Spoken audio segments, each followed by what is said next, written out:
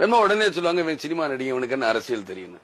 எல்லாருமே இப்படி நினைச்சுக்கிட்டு இருக்கு, சினிமா நடிகை அரசியல் தெரியாதுன்னா கடைசியில் உங்களுக்கு அரசியல் தெரியாம போயிடாம அதுவும் பாத்துக்கிறோம். அவங்க சொல்றாங்க, அதை பத்தி நான் சிந்திக்கல.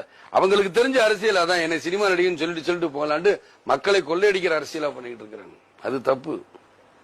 உண்மையை சொல்லணும் என்றால், நகரத்துல படிக்கிற பிள்ளைகளுக்கு எல்கேஜி யூகேஜி அப்படின்னு 3 வயசுல கொண்டு போய் சேர்த்துறாங்க, இல்ல 4 வயசுல சேர்த்துறாங்க. அவங்க படிச்சுக்கிட்டு அப்புறம் வராங்க. ஆனா கிராமத்து பிள்ளைகளுக்கு எல்கேஜி யூகேஜின்னு ஒரு பாடத்திட்டம் கிடையவே கிடையாது. எடுத்தோன்னு 5 வயசுல கொண்டு சேர்க்கிறாங்க, 1ஆவதுல சேர்க்கிறாங்க. அவங்க எப்படி படிப்பாங்க? படிக்கிறது ரொம்ப கஷ்டப்படும். அந்த படிப்பை உண்டு கொண்டது யாரு? இந்த அரசாங்கம் உண்டு கொண்டு.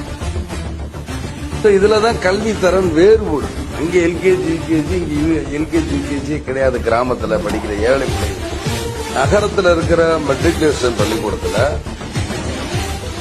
அதாவது நகரம் என்பதை விட கிராமத்துல இருக்கிற +1 +2 கொடுக்கிற பாடத்தை நகரத்தில் இருக்கிற மெட்ரிகுலேஷன் பள்ளிக்கூடத்துல 9வது 10வதுலயே படிச்சிடறாங்க.